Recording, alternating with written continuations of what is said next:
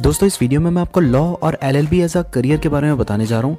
Law एक ऐसा career है जहाँ पर आप कभी बेरोजगार नहीं रहेंगे और आप पैसे के साथ पावर भी कमाएंगे।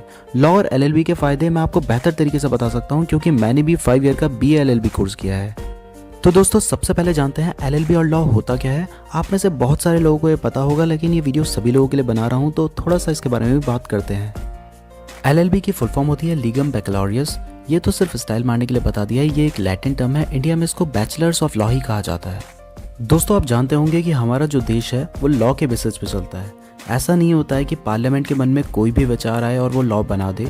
वो जो भी लॉ बनाती है वो कॉन्स्टिट्यूशन के स्पेयर के अंदर ही बनाती है।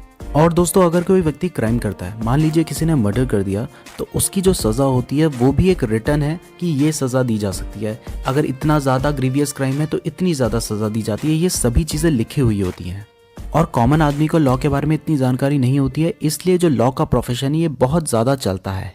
अब दोस्तों जानते हैं लॉ करने के बाद आपके पास क्या क्या करियर ऑप्शन होते हैं।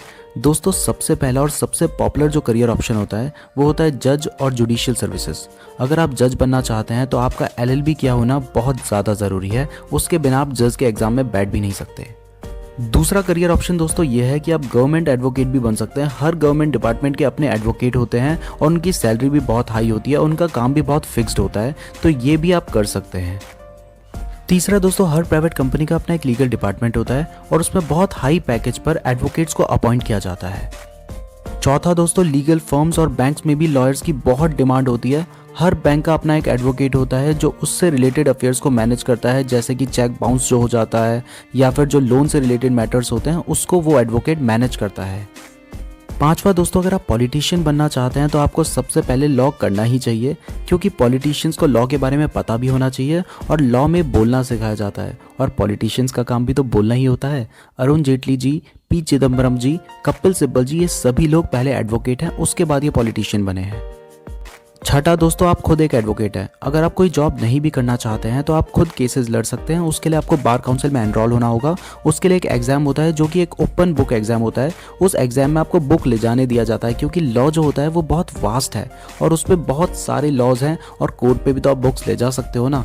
इसलिए बार काउंसिल के एग्जाम में भी आप बुक ले जा सकते हैं और उसे देखकर आप एग्जाम दे सकते हैं, तो हर कोई उसमें पास हो ही जाता है। और दोस्तों अगर आप एडवोकेसी में पॉपुलर हो जाते हैं तो लोग करोड़ों रुपए देकर भी आपको हायर करेंगे। नाउ दोस्तों अगर आप लॉ करना चाहते हैं तो आप क्लास 12 के बाद BA LLB BBA LLB कर सकते हैं। ये 5 ईयर के इंटीग्रेटेड कोर्स होते हैं। और अगर आप ग्रेजुएशन के बाद करना चाहते हैं तो आप 3 साल का LLB कोर्स कर सकते हैं।